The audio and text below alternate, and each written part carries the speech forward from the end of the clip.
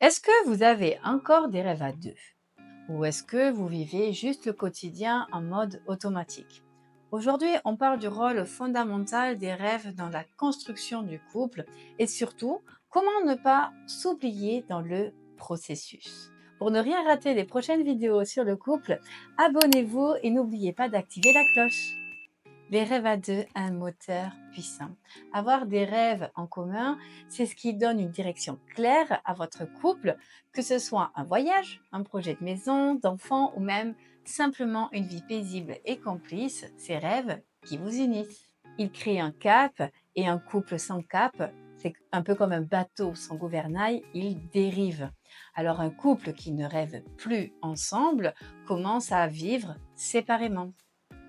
Et attention, rêver ensemble, ce n'est pas un luxe, c'est une protection contre la routine.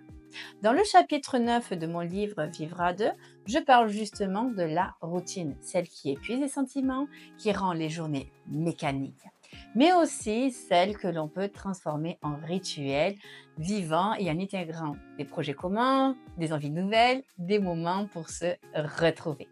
La routine ne disparaît jamais vraiment, mais ce sont les projets et les rêves qui l'empêchent de devenir un piège.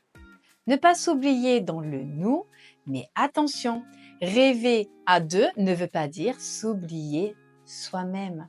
On a tous des rêves personnels, comme écrire un livre, changer de métier, se lancer dans une passion.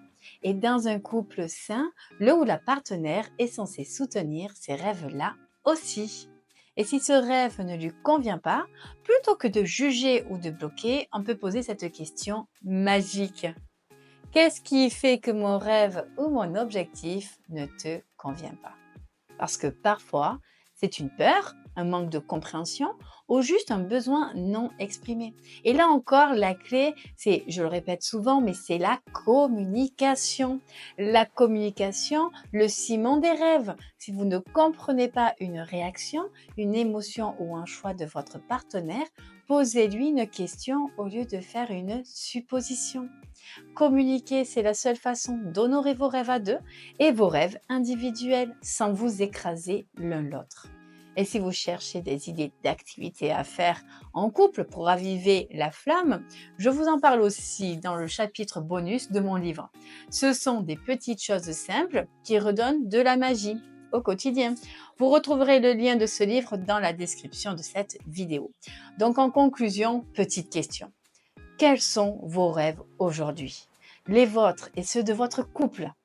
Dites-le moi en commentaire car j'adore vous lire. Et si cette vidéo vous a parlé, likez, partagez, commentez, abonnez-vous et surtout continuez à rêver parce que c'est ça, vivre à deux.